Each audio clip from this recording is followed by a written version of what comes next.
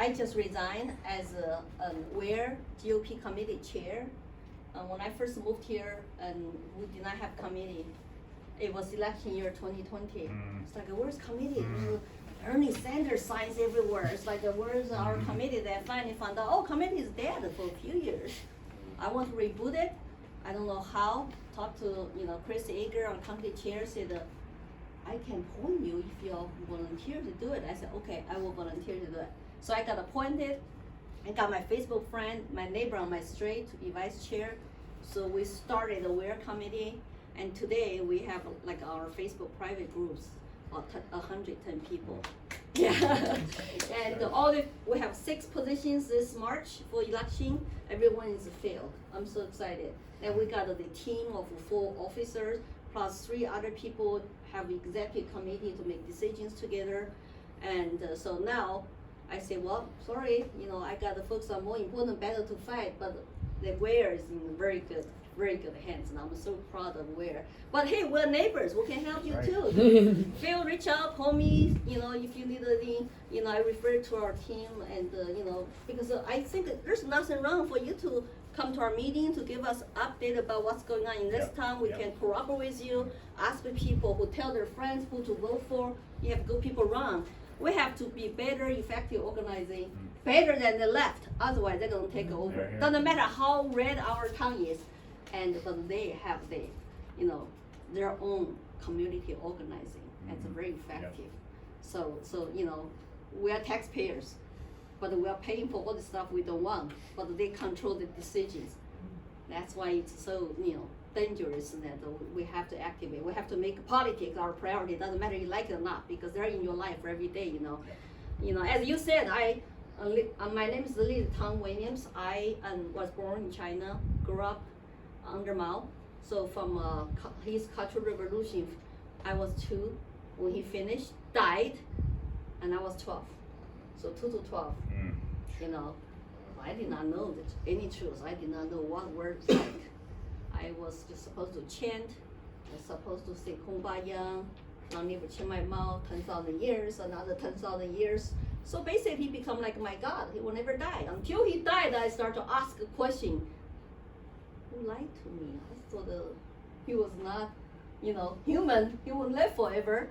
So that tells you the power of propaganda, brainwashing, indoctrination. And when he died, I was born into really poor, illiterate working family, and my parents did not know any truth either. So they can never tell me, educate me about anything. I just know our life struggles, live on food rationing, a family share 1 bathroom, 1 water faucet, and then in the winter, freezing cold, we did not have a heater.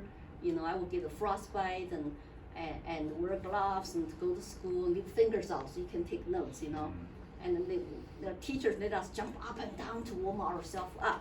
At the same time, we still hold to check my money to read a book. I never check my mouth. It's like you do that for long years, I think 5 straight years until he died. It's like I still had a little bit brain left. There's still lots of people who have never wake up. So I start to ask questions in my own head, and I wanted to go to university to search for truth because I was totally lost. It's like that was our religion. And I was raised as Buddhist. My mom was Buddhist. We cannot talk about any other gods, religions. You want to go to church, you want to go to temple. No.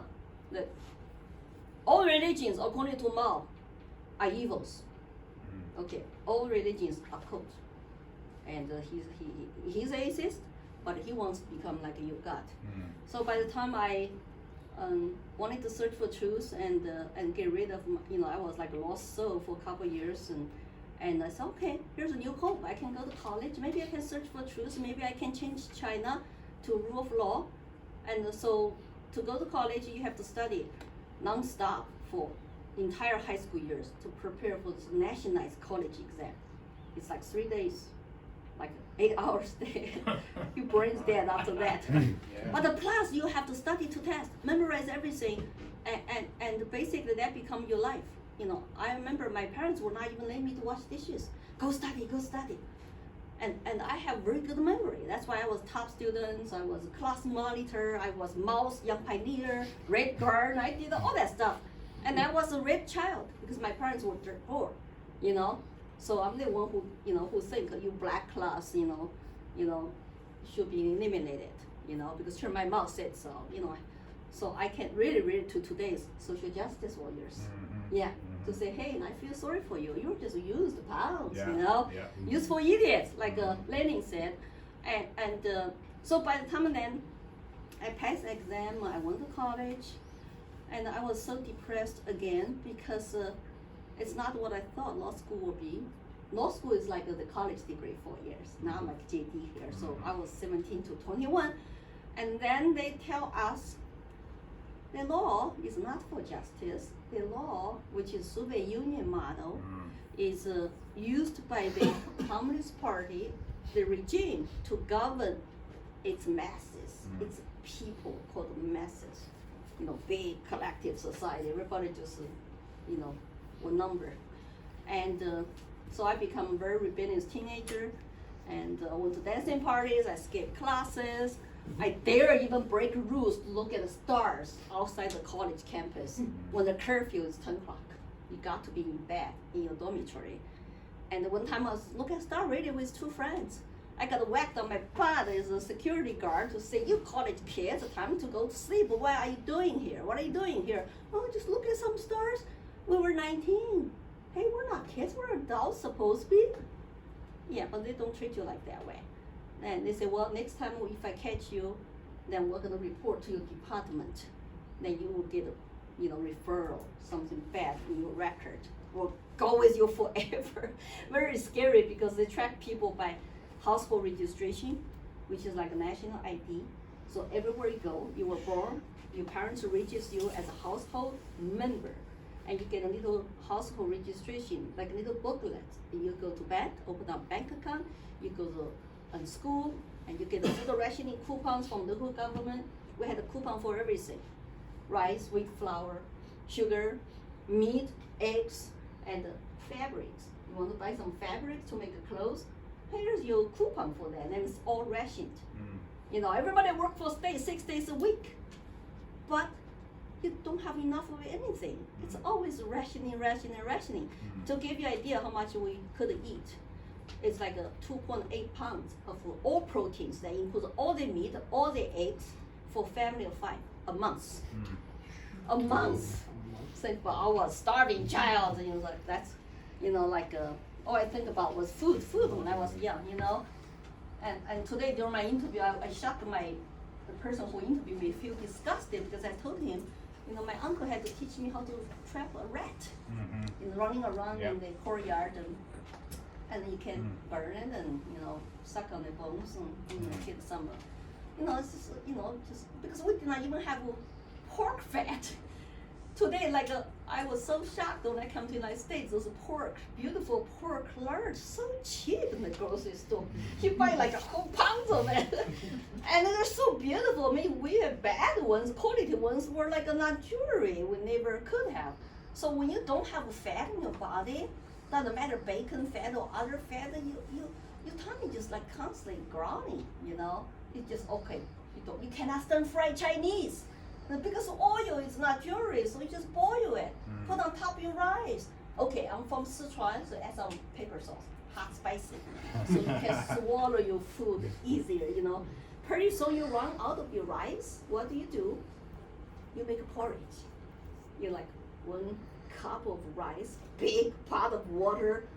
How long does that last? You swallow 1 bowl of porridge immediately. It's like I'm never full. You never feel full. So, but some people I've been going to school to teach students about horror of communism and about China. Our students, they have no idea. Yeah. They have no idea. They just make funny faces. Eyes were as big when I tell my personal stories. I give them a 1 hour PowerPoint, actually show my childhood pictures, college picture to show them with my stories.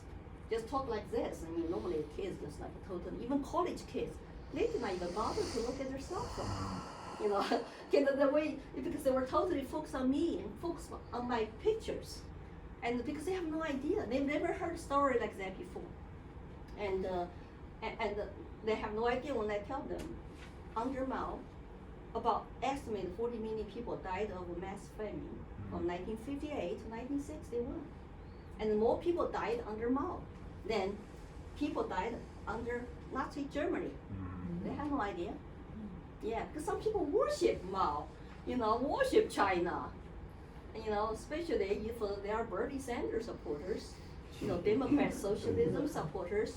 And I did change some mind. I went to colleges. Some college students later, they no longer support Bernie, so which is good. So I need your help to get into universities here. So after I went to college, become rebellious, I made a American exchange student. When China was at the verge of collapsing economically, Deng Xiaoping started economical reform, opening up, right?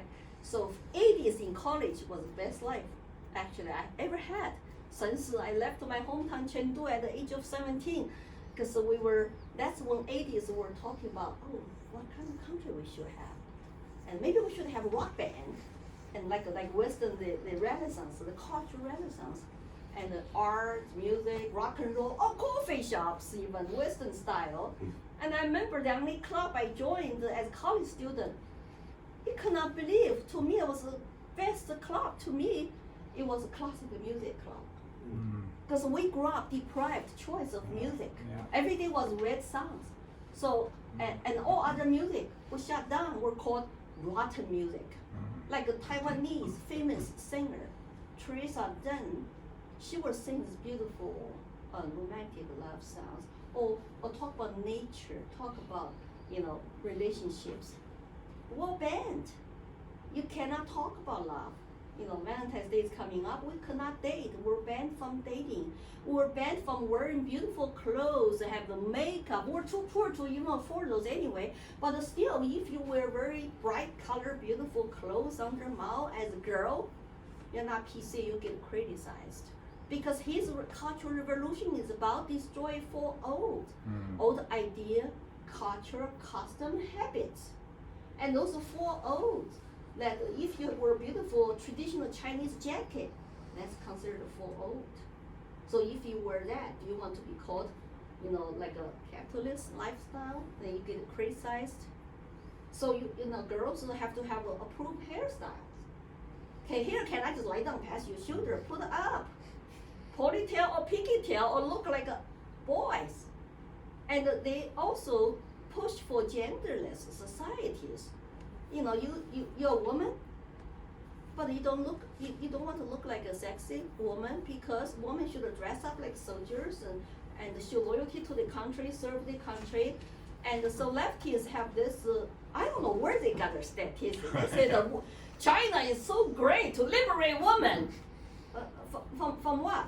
Give them more personal choices. You cannot even stay home with your babies.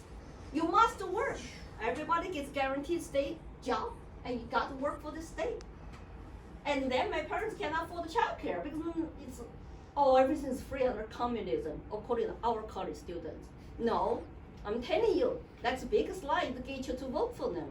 Once they have complete control, nothing comes. Nothing promise comes, only this primitive condition community housing where 8 families share 1 bathroom. How do you like that? You can talk to your neighbors, because one big hole on the ground, man use this half, woman use this half. Oh, hi, how are you doing today? There's an open air down there. It's a big hole, filled up. You go there, squat. If you're not careful, you fall backward. At night, it's dark. I was afraid to go to the bathroom. You get a little potty in your apartment, so you can dump it next day. Then when some monks or peasants come in, get 2 big buckets to dig out or take to the field. That's why in China, when you used to go to China in the 80s, 90s, you got to boil everything, because you don't know if those food and salad is safe for you to eat or not. That's part of life we have. But our kids don't know. So I woke up in college by meeting this college student from America, and he told me about America, about the Declaration of Independence. I said, wow, this is a cool country. It's like individual rights and liberty, natural rights, given to me by God, not by government. It's like my light bulbs came on. They never turned off since that moment. And then I went back one more time to ask him, he told me more about, separation of powers and, free speech and free religion. And association protesting. Most important is like a Second Amendment. Like, wow, are you sure? It's like citizens can buy and own firearms, because we were told if criminals come, go grab the kitchen knife. Yeah, it's like we live in a very poor neighborhood by the river. At night, when I was a child, we lived this poor neighborhood for 15 years of my life. We left when I was about 16. My memory started there. All I remember is at night, people yelling, screaming, all fighting, so scary. And our doors were like a little iron hook to close your door, so anybody can kick your door open. There's no protection at all. There's no privacy concept. Policemen, they block committee members, Communist Party block committees at every neighborhood, and my teachers, principals, all can come in. Just sit on your bed. So say, how are you doing today? What do you think about, like news, the chew my mouth, and read books and party policies, to just make sure everybody's PC. There's no live off the grades, Just I cannot imagine, when I look back, it's like, how come I never ask for questions? I know adults will whisper, then I will go listen, like, go away. So they're talking about something political or about the policy, about the leadership. They don't want to be heard, because everybody can turn everybody into government or tell Red Guards, that. So during the Cultural Revolution, I just remember my memory started that they were executing people. They put the black class families into a military truck, Red Guards behind them singing red songs, and they take them to a public execution site. And those guys look so pale and wear big name pine card in front of them. It was very scary. So finally, I said, well, we need a rule of law, but I cannot do that in China. When I graduated, I became a faculty member of law school, and I was one of the 60 students graduated, and one of the 5 faculty members position I got. I stayed in the same law school to teach, because I don't want to go back to Sichuan. Food is good, but the location is very isolated. I like Shanghai, where I can meet foreigners, pick their brains, trying to have a conversation with them with my poor English, and the more international trade. It's international commerce city. China's top tier 1 cities, Beijing, Shanghai, and Tianjin. Those two today might include like maybe Canton or Hong Kong now. Of course, Hong Kong's so sad what happened. So when I become faculty member, my reality really kicked in. So when you graduated, work for university, every department has a Communist Party committee, and the chair of that committee is your ultimate #1 boss. Your dean of your academic study is the second boss, different line of supervision. I cannot get along with my Communist Party boss, and because my light bulb came on, I just cannot keep chanting, kumbaya, kumbaya, And he can tell I was silenced, challenging him. I wasn't participating because I did not have academic freedom. Then he started to tell me I shouldn't even choose my personal freedom. Going to dancing parties was not a PC in his eyes. I was 21, 22. My students were 20. They were my friends. I could not even go out, socialize with them, and go to dancing parties. Dancing party used to be banned, and later we just loved to dance. We learned how to disco, like 20 years later after the 60s. Oh yeah, this is so cool. I can, shake my booty any way I want. You feel a sense of liberation, because you don't have to say, oh yes ma'am, yes the secretary or chairman or something. And so I said, well, I don't think I can stay in China for the rest of my life. I was so depressed. See, here's something people don't realize. Emotionally, mentally, when you're very, very deprived of freedom, you feel depressed, right? I said, I gotta get out. So how do I get out? I gotta get my party boss to have a permission to leave, to quit my job, to apply for passport. If I don't get permission, there's no way I can get out. So here's my natural survivor instinct. I gotta change my strategy. I gotta go to political meetings. I gotta continue to say kumbaya, I support the party. And my light bulbs never turn off, but I pretend they're dark for a while. You just do it for the right reason, to achieve your goal, to flee. Then finally, I got accepted by UT Austin. And when China opened up, you can apply for foreign schools to go to graduate school on your own time, on your dime. And but my boss said, well, your performance has been pretty good recently, but I need you to sign some agreement before I give you permission to go quit your job and apply for passport. The agreement just said I have to go back to China after my master's degree because they own me, and otherwise they're gonna kick me out of the party. I was like on probation status anyway, and so that's fine. But the second one is that we're gonna kick your personnel file back to Chengdu, where my hometown is, where my household registration is. If my file goes back to Chengdu, I will have a hard time ever to go back to Shanghai, become legal resident, work, live there, and you don't get the benefits. If you have a job today in Shanghai to transfer from Chengdu, you might take a long time, 10 years to get your status or something. It's very difficult. That's why when my son packed up his bag, just left for California, said, Mom, bye, I'm going to California with my friends. Rent a U-Haul. It's like, they're so lucky, they can just pack up and leave. I did not have that freedom. Even Chinese today don't have that freedom. But your young kids don't know, of course. So I post that and took picture of them with U-Haul and all that stuff. So I got my sponsor, American professor who was teaching China, to sign the paperwork for me. I finally got my visa, 3 trips, and 7 trips to police station to get my passport. Every time they saw papers literally in front of your face, hit you in the face. You are Fudan faculty member. Why do you want to go to America, imperialist country? Don't you love your motherland? Oh, I do, but I'm going to come back, serve my motherland better. I want to go study, get a master's degree and speak good English and have served my country better. He got to say those things in order to leave. Talk about oppression, it's like people here don't know what they're talking about. You have to lie, you have to be PC all the time. So by the time I made to Austin, Texas, it was May 11th, 1988. So this May 11th will be, 34 years. But that was the best day of my life.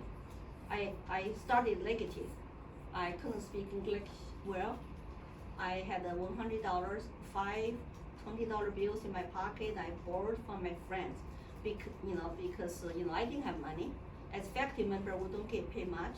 So I said, $10, $10, $10, I will pay you back with interest. I'm gonna get rich in America, And for some reason, I have this unbelievable, I don't know, maybe I was born with it. I just have this confidence. I believe in myself. I will make it. I cannot go back, so better make it. And some of friends, I don't know where they are today. Can I even pay them back? Maybe if I won, they will say, "Oh, that's my friend. Show me $10 plus interest." So when I first came, and I did not know how to pay bills, but hey, you know what? I'm just so lucky. I'm so blessed. When I arrived first day, and I met my husband, and the first night, people say it was God sent. He was 29 years old, single, never dated, and just waiting for like a bride to show up or something, He had no idea. Mom's basement. Yeah, he was graduate student, and his mom told him, "We have this Chinese girl come over from China to study in school, social work school, and she rides horses." So my husband imagined me would be like big and tall, like a Mongolia or something. and then he said, "Mom, I'm not interested. We have lots of physics girls in our graduate school. He studied physics." He said, "Mom, they're all nerds. geeks, right? And I showed up, it's like I was only 98 pounds. I was very skinny, never had good enough food to eat. I love food, by the way. and he was nice. I was very sick. I threw up on the airplane. It's like 24 hours, like 2 stops. Never used to an airplane. Never even took an airplane. Only one time, an old style Russian airplane. Almost like it was very low the entire trip. The whole time was so primitive, so John took me to visit the UT campus, and my English was so poor, and he took me to dinosaur museum, and the whole trip I was hurt. Oh, this is this sore, that sore, that sore, that sore. I did not know the rest. It's all sore. Physics, a major. Can I go home? I have a jet lag. I'm tired. That's what I said. I remember. But he was very patient. I have my little notebook. People say some English I don't understand. Can you write down? I will go home, look at my dictionary to write down English translation. So I keep all my new English words on a little notebook. I will just repeatedly go back and look at it and study, pronounce it, and to get better. Then I watch Hollywood movies, because movies have stories. And I remember I got first day besides meeting him, and his mom happened to be dean of the school of social work, and because my neighbor, my sponsor, my American sponsor was his mother's neighbor, so that's how they were magic connected. So his mother gave me, I found a job for you. I don't know what to do. Well, to be my research assistant. I'm an organizational psychologist. I do some like IBM, big corporation research projects. You just check numbers. I said, I can check numbers. And I was very detailed, check numbers. I found mistakes all the time, actually. And so that's how I got the job. I was like, thank God, because now I can pay bills, I can pay tuition, I get an in-state tuition, I got some health care coverage. Wow, it's like wow, it's so good. It's like my first day, it's like my luck, it's just great, right? So good. And I saved 2 months paid salaries. I stay with my sponsor, I clean, I cook, exchange for free rent, and I saved my 2 months salaries plus half of my third month salary to pay back my sponsor, the money I owe, $1,200 US. My salary every month was $500 as a graduate student. But when I first get that paycheck, you cannot imagine how happy I was.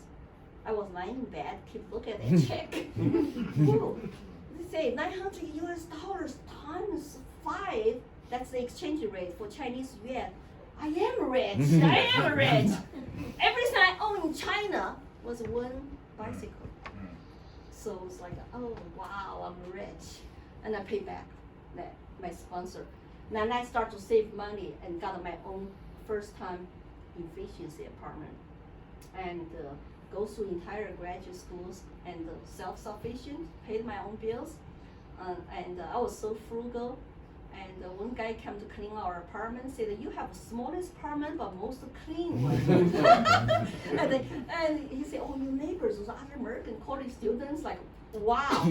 He said, I could not find one clean place to sit down. Then I didn't have a chance to look at it. It's like, it just clothes everywhere. It's just like on the floor. It's like, how do I even walk when I go inside? But the girl is beautiful when she goes out, smell good, very clean. Charismatic, beautiful, like a model, blue eyes, and I don't know how they live.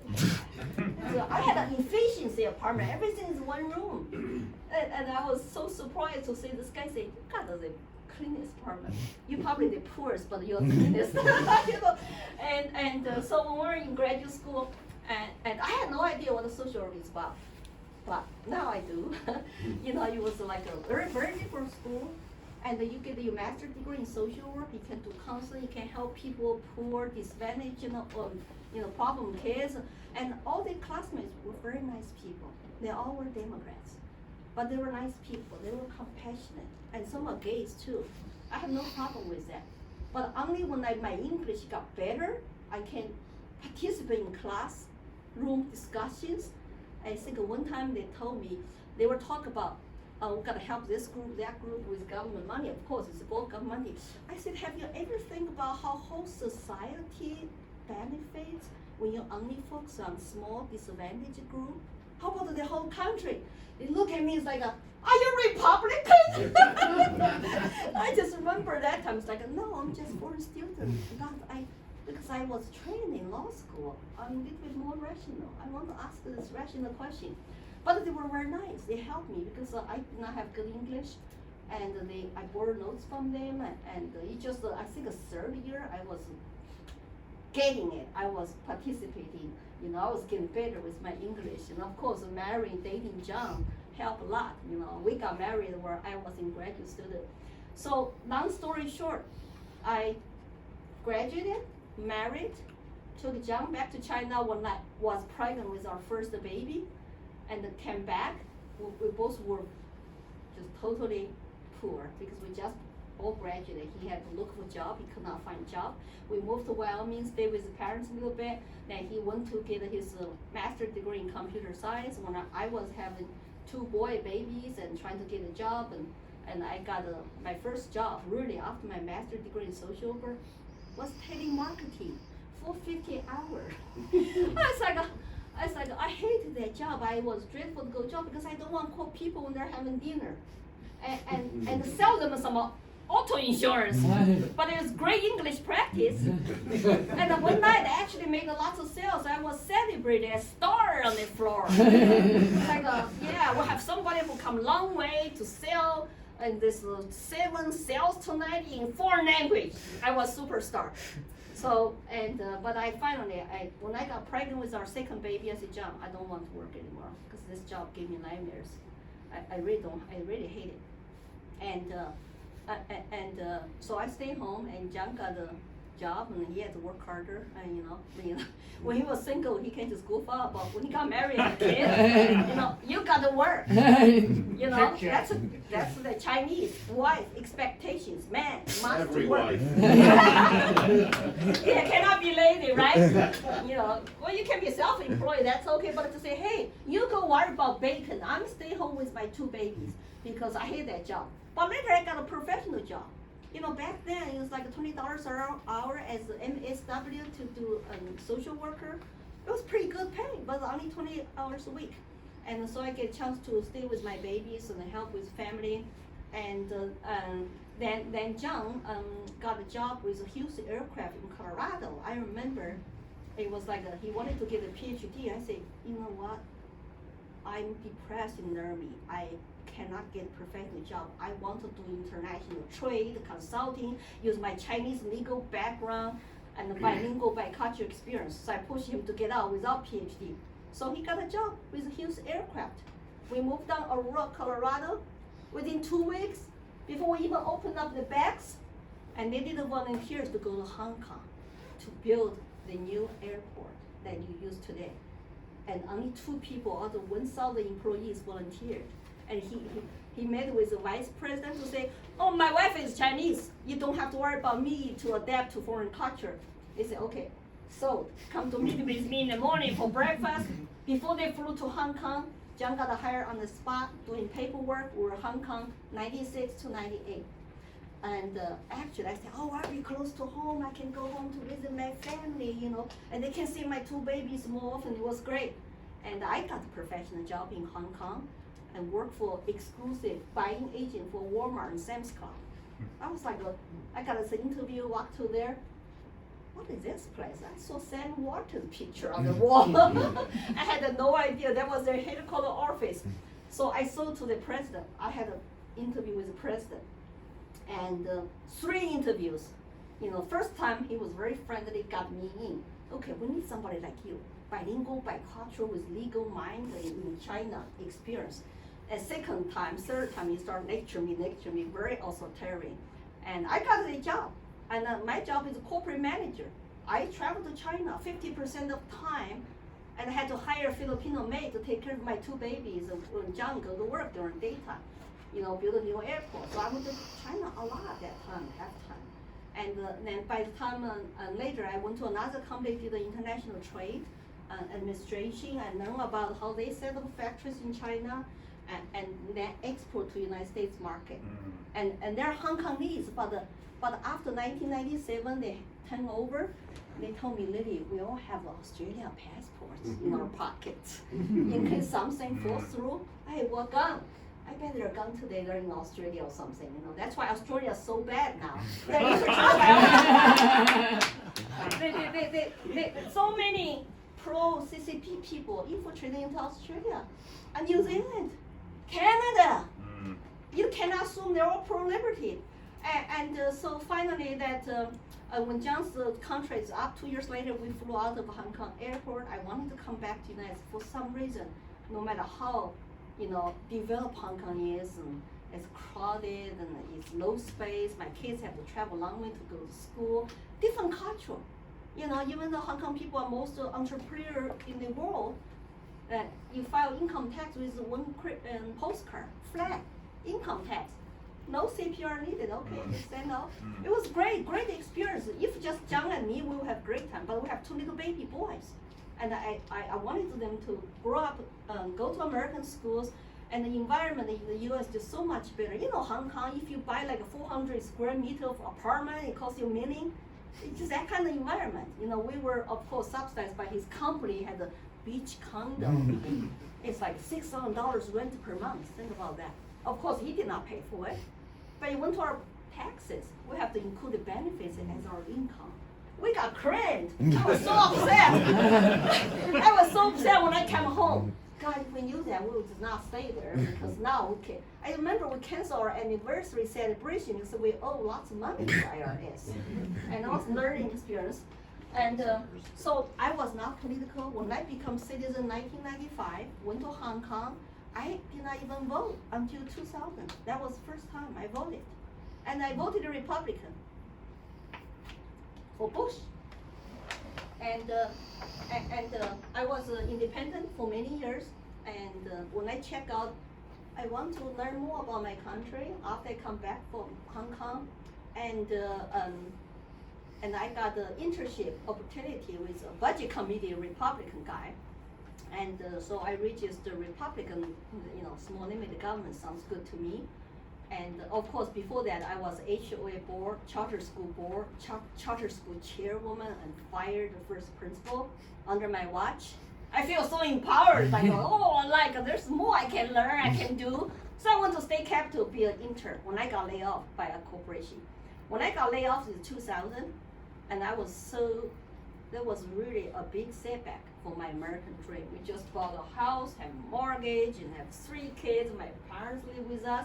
I got laid off as a program manager for telecom. Remember telecom bubble? It's like, what should I do now? And that feeling was so bad. They walk to you, give you a pink slip. Okay, you have to go. Sorry, 4 p.m. by 4 p.m. Pack your stuff. It's like, wow, I had nothing to say. When John came home, I said, what's wrong? I was locking myself in my bedroom. What's wrong? I showed him the pink slip. I was laid off. Company was not doing well. I said, I'm going to start my own business. I will never work for another company ever again. He said, okay. He was like, take a deep breath. Okay, because we had an equal amount of salaries. It's like lost half the salary. We have lots of people to feed and big mortgage to pay. I said, I can cook, I can clean, I can look for another job, I can start my own business, but we just have to be very frugal. But I really want to start my own business. So it just happened to be one law firm wanted to have Chinese legal services, threw me as broker in the middle. I said, oh, here's a code. I can actually have business, And that's when they, talk about China might enter WTO and all that stuff, And so actually in Denver, Colorado, there was not that much international trade with China. They still call that cow town, It's not really cow town anymore, but who knows how many Chinese there. But my consulting business just did not go anywhere. It's like 8 years, project here, there, ad hoc, not profitable until the real estate market crashed, and I got into real estate. But because I had lots of time on my hands, that's when I really started to wake up. I wasn't political for so many years, and my English got better. I got a lot more time. I bought a house. I served the HOA. I did all that stuff. Now I start to, be really interested in what's going on in the country. And I remember John said, well, Lily, you were lied to all your life, because I was defending China. I was homesick, and I was fighting against my boss, but I did not have ideology what I was fighting for. I just want, leave me alone.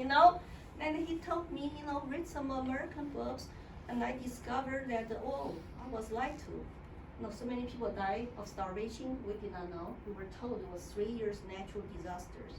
Not mouse policy, but 3 years natural disasters. I had no idea how many people died. I found out in this country.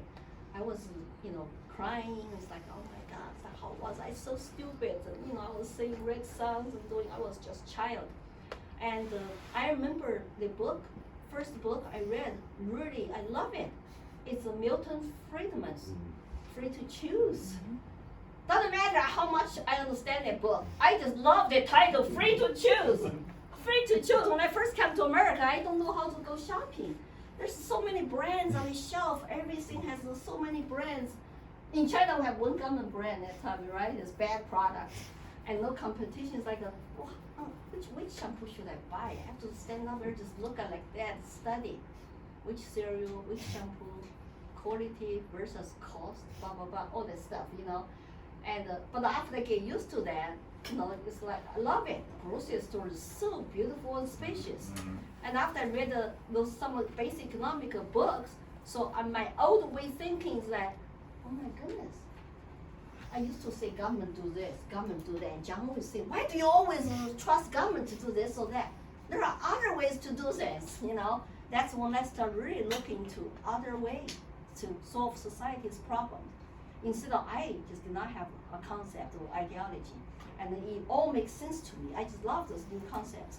And so 2008, I will say 20 years after I come to this country, I finally woke up. It's like not walk, but awake. Yes, there's a difference.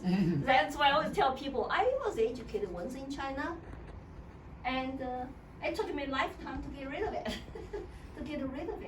That's how strongly I feel about the education issues. If you allow the indoctrination of your children, you don't know how many years it will take them to get rid of it. They're lucky even to have you as parents. So that, school choice is very important to me. Educational freedom account, parental rights, CRT, DEI, all that stuff is cultural Marxism in our classrooms. And, but why I got involved in politics? Because of Bush. He expanded the government. I was Republican. He bailed the banks.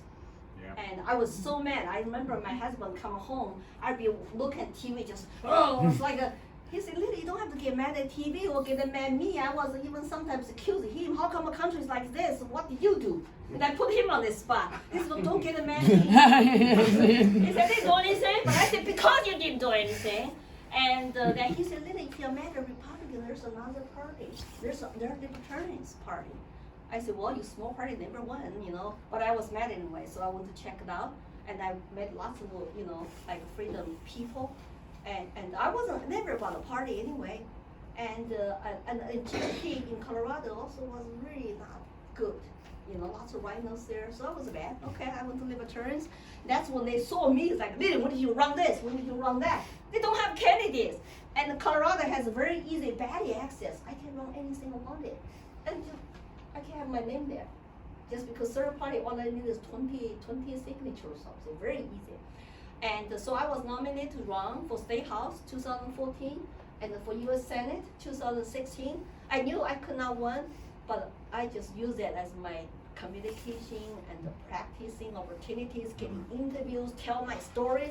Actually, I found out, especially conservatives love my stories. Every time when I go speak, it's like yes, it's like I enjoy campaign. I like it because I tell them my stories to say why they're talking about all these socialist terms in this country.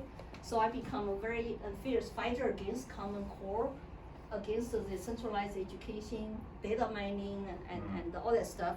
And that's when I got lots of followers on my Facebook.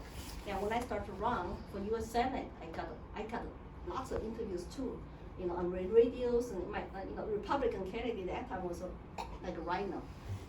How could you call yourself Republican? You support your taxpayers' money to build a stadium in your county. I challenge him. I challenged my incumbent Democrat, Michael Bennet. He's still there. He's still in the U.S. Senate. And I got into one debate, and they both did not like me because they see me as just like noise. You know, I'm not relevant because I'm a small party candidate. So, but I attacked them both. Yeah, and the people gave me big hands. Yes, you know. And but they, you know, for the minor party. So, but I found out, wow, work my butt off for the entire year. I got 3.8%. I'm not effective. They keep me out of debate. And also sometimes, you know, the young libertarians don't show up. They say they're gonna show up to help you, they don't show up. So finally I said, well, I'm not effective at all, even though I got lots of practice. But the people love my story so much, I started getting invited to go to give speeches. So before I even left Colorado, I went back to my old party, you know, the GOP. And then I started to go to Republican Lincoln dinners and, you know, conventions to give talks. And I moved to New Hampshire. My husband took early retirement. I promise I'll be breadwinner this time, retire, because he was only breadwinner for years and years. And I say, well, you can have early retirement, don't worry about money, I worry about money, because I invest in real estate 2008. When I woke up at the same time, I saw a huge opportunity to buy real estate rental properties. When everybody's afraid, you got to be brave to buy. So I studied all the books. And his family all warned me, you don't have experience. I said, so? I don't have experience to live in America either. So I did it, you know? And I said, well, lots of people don't have college degree, can become super rich in real estate. I can do it. So I picked people's brain, I studied books, and I listened to, you know, all the talks, and it just started to go out, shopping around. I put on our only house online to take equity out from our primary home. If I fail, I'm sorry, we're gonna lose our house. That's you know, there's no option for me to fail. But hey, it turned out to be, there was a super great time to buy. I have not seen opportunity like that since then. And that gave us cash flow and self-employment, and John can retire earlier. After our last kids went to college, I said, we got to move to New Hampshire. Colorado is taken over by Californians. And I don't, you know, it's blue, and I don't want to live there anymore. And every time when I come here, I was just so fascinated. This is different state.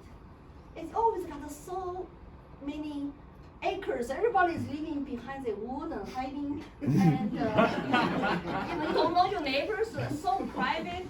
It's beautiful, but then you have a liberty community. It's like I went to the tablets room and meet people. It's like and I walked, mostly shocking is I walked to state capitol with my realtor, and he was carrying a handgun. There's no security guard. We just walk in. I said, we don't have guard? No, we don't have guard. You can carry gun? Yes, I can. We have concealed carry. I said, this is such a cool state. And I pick up state constitution and learn all about it. You have 400 state reps, make $100 a year. It's just, you have such a different system. I was so fascinated. Every time when I go home, I just keep talking about New Hampshire because I know it'd be hard for me to convince my husband to leave his career behind, to move. His parents live in Wyoming, would be also further away from his home. I really had to talk to him for about 6 months to convince him. Or sometimes just give him a choice, one or two, you know, I don't know. But finally, we planned it. We're gonna move. And we start to look at the real estate and buy home because you have to sell rental, buy a rental. We cannot move in for 2 years. That's what IRS said. If, you know, unless you want to pay taxes. So we have to buy 2 years earlier of this house in Ware and wait for 2 years, rent it out, and then move here when he can retire. So you have to time it step by step in order, just like when I have to fly China, step by step, very quietly. And of course here we just do it, you know, step by step, and you know, do everything right. So finally, we moved here November of 2019. That's where I met Ron. He showed up, and with some other people, friends, unloaded our truck, and we're just so happy during the lockdown. At least we're in New Hampshire, not in Colorado. A community dominated by HOA rules. Everybody's so close. But I could not sleep 2020. I was watching Chinese news in Mandarin every week. I know what's going on in China. I never knew all the Western countries will take after China's like a hardcore shutdown, lockdown model. It's like I know China will do that. I'm not surprised. Lock people in their homes and shut down business. The whole Shanghai was like a ghost city. Well, I had no idea they couldn't do that in America. I couldn't sleep. Then all the riots break out after May, and the lootings and burnings for months and months. Watch, even federal building got burned, and cops building got burned, and people died. I was almost having a little bit PTSD. I couldn't sleep at night. It's like this looks like a cultural revolution on American soil. That censorship, it's like especially when Trump got censored. As a sitting president, and people call him Nazis, a dictator. He got censored by Facebook and Twitter, all the private media companies. Like, who could censor China's president? You go straight to jail before you even censor, any leaders. I just thought, wow, this is so scary, and I started to think about lots of things, and I feel like, I got to warn people now. This is a cultural revolution. With all the leftists were talking about same thing, propaganda. Then BLM founder come out to say we are trained Marxists, and Antifa, we are anti-fascist, but we're carrying a communist flag. It's so scary to me. I rebooted my YouTube channel, start to, educate people, and like you said, I said earlier, I rebooted the committee. I co-founded the Asian American Coalition. At the beginning, we did that for Trump sides, and later we said, hey, we better organize better, not just by sides. We cannot rely on one leader to save us.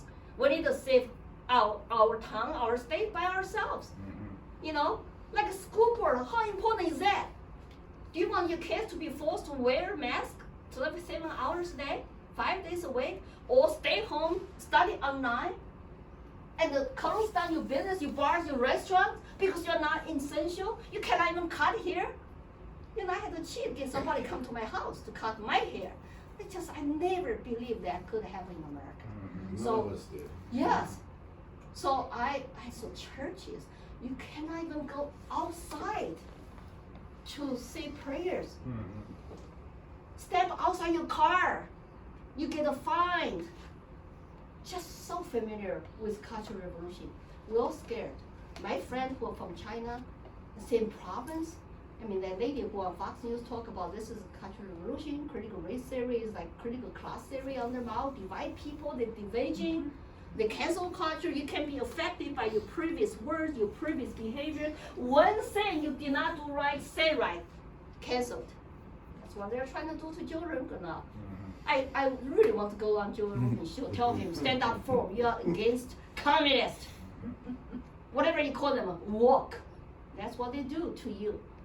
If you apologize, you stay down, they're gonna go take more away from you. You can never, I will never apologize. Unless I really made some mistake, did not get my facts. But free speech and ask questions, interview different experts, you don't have to agree with them.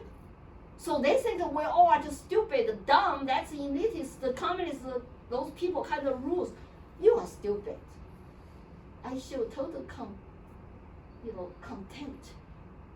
You don't know what you're talking about. You believe misinformation. You don't know what is good for your family, for your health. You must take this shot. You must show papers when you go to a restaurant to eat. That's why when some people say, hey, Lily, you want to run for U.S. Congress? I said, I'm kind of new here, but everybody knows you. You organize rallies, you give speeches, and you started a committee and go to all kinds of meetings. And, you're the dark horse candidate. I said, well, that has some sense. Maybe that's something I can do more for my country, is to wear another hat. So I prepared to run for U.S. Congress, and never met any caster, but she was with Pelosi 98% of the time. And there are 5 Republican candidates in the primary with me. And the top 2 raised $100,000. And I just feel like this is time and it is challenge. I have to put myself out there, put my family out there, and I'm facing potential threats from the pro-Beijing people. They are here.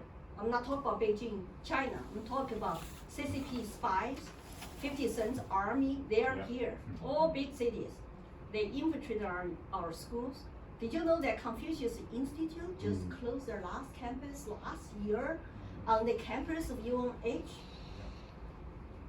Funded by the government to promote Chinese culture. Really, Chinese culture is a truthfulness, it's compassion, it's a benevolence, loyal to your families. They call that Confucius Institute. They think they can sell you all that. No, but they're funded by Communist Party government. So what are they really saying? They are infiltrating into our schools, and they're indoctrinating our children with the help of all our lefties, the progressives, people like a Squad, you know, they are communists. But our conservatives, libertarians, our people are so afraid. There are lots of people I know who are afraid of lose their jobs, lose their careers, lose their business. They cannot even comment. When I was running as a supervisor of checklists in where? Because we're 70% Republican, but a few loud leftists are aggressive. They dominate the conversation. They attack you. And we have like all these people on where page. That's why they say don't talk about politics unless it's election time. I was running as supervisor of checklist, secretary job, serve the people, and nobody was running. I put my name there. Nobody was running. Then once they found out I was running, oh, they all come and attack me, you know. And I never engage with them because I know their tactics. If I don't engage, I don't even answer the questions, that means you're not relevant.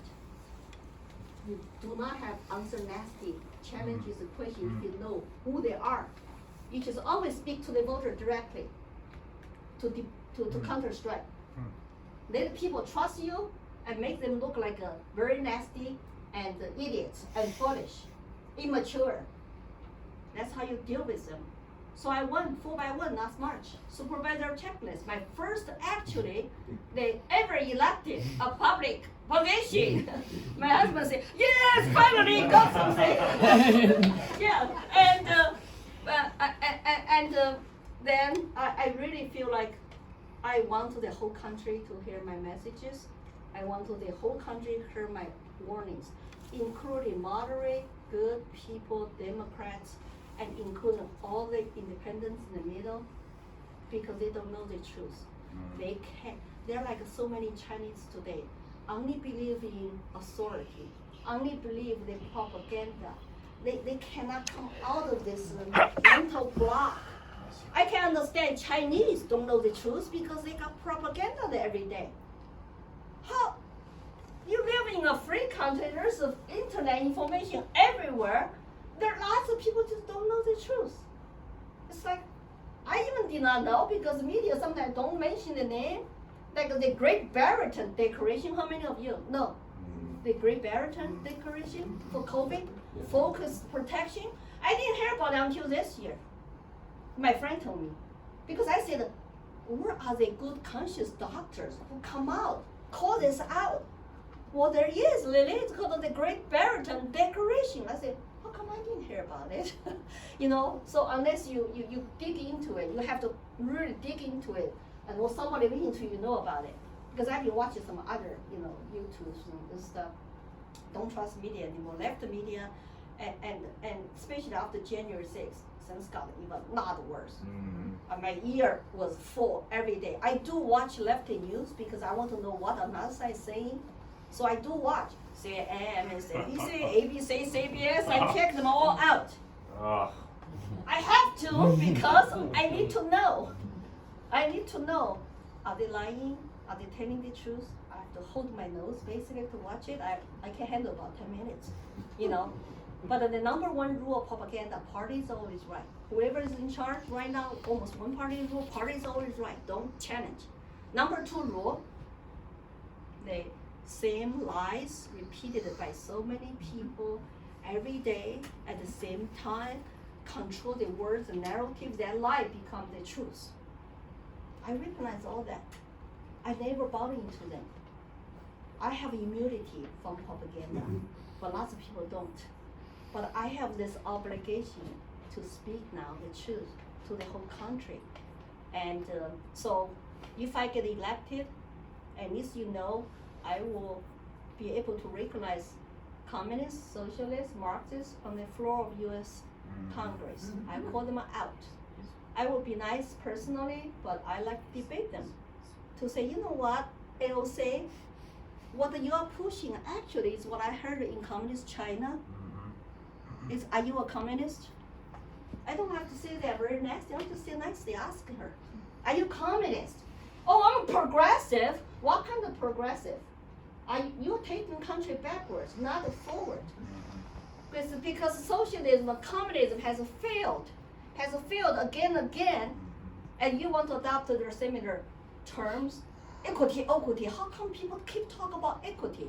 All the work corporations, all our DEI trainings, all the critical race theory stuff, equity, our military. Yeah. Oh, equity is a communist term. There's no way you can have equal outcome without government force to take from people who are paying taxes, who are productive, to redistribute wealth. Equal outcome is communism. I hope Americans know that. If you don't know that, oh yeah, I'm free, yeah, I'm anti-racist, I'm not racist, yeah, you can have equity. Quotas, equity, that's why Asian kids are discriminated to go to Harvard, Yale. But at the same time, our young people, Asians are indoctrinated. Hold aside, stop Asian hate, Asian lives matter. It's so sad for me to see that. They are red guards. They are used generations, and they did not end well at all. So I have that power, incredible personal stories to tell our young people. Don't be social justice warriors, just like red guards. You are used. And so I think I have very good messages. I'm not afraid of competition. There are 5 Republican men that race with me. But I ask you to check me out, lilytangwilliams.com. My page is Lily for Liberty. Oh, used to be Lily for Liberty, just recently changed to Lily for Congress. But it's same, and I, of course, with my campaign logo, all volunteer design my logos. And Twitter is Lily for Liberty. And my YouTube and my Instagram is Lily Tang Williams. And I even have a Chinese Mandarin YouTube channel to try to wake up the Chinese Americans. 80% of them vote for Democrats. And some are trying to wake up. And if I can even just have the 20% of them support me, donate to me, you're talking about 5 million, Chinese Americans, right? And then not even talk about immigrants for like Cuba, Soviet Union, Romania, Poland. They all support me. They said, tell them, Lily, tell them. I have a YouTube channel, 8 immigrants on my channel, sitting down, tell their personal stories called, Immigrant Story Series. All kind of immigrants who fail like I do. And so we're trying to get them to say that, hey, immigrants have to save America because we know, we see the writing on the wall, we recognize communists. We recognize tactics. You gotta tell your neighbors, you gotta tell your friends, you gotta tell your fellow citizens. Our fellow citizens now just want to keep their head down. They're afraid to be called racist. They should apologize for your whiteness, to examine your incomplacent bias. And America is a systemic racist country. It does not make sense to us. How can we buy that? We take a lifetime risk to come to this country, to live in freedom, achieve American dream. You're trying to sell us. We need to hate America. We are oppressed. We are victims. Do I have to eat the red meat here? I'm victim, I'm oppressed, I'm living hunger. I have 3 home businesses. I love America, and I think the New Hampshire people are so wonderful, welcome me with open arms since I got here. I even started a women's group in Ware called Wear Pink. That means only women can come, and we only talk about fun and build friendship. No politics, no arguments. Everybody is courteous because people during the COVID shutdown, they were so isolated. They needed to make friends. I need to make friends. So you know what? Guess how many white racist women joined my group? 66. I'm the only Asian woman.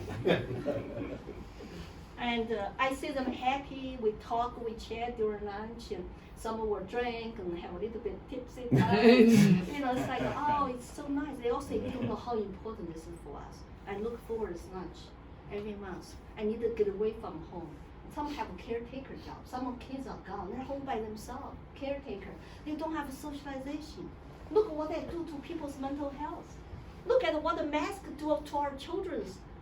And make them live like in fear. I keep telling people that when I was little, we were told, don't smile like Americans, like ugly Americans. You're ugly because you smile all the time.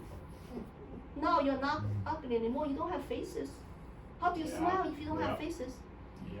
This is sad. I wish they would live this mask stuff at the airport. I feel like always walking to this zombie land. Whole bunch of people come to you, so all don't have faces. Let's look at them. It's like I just. And some people truly live in fear. I respect them if they want to volunteer. We're there forever. Just don't have a mandate. Don't push on our kids. I see little faces, no smile, don't talk. It's just like so sad. I just wonder.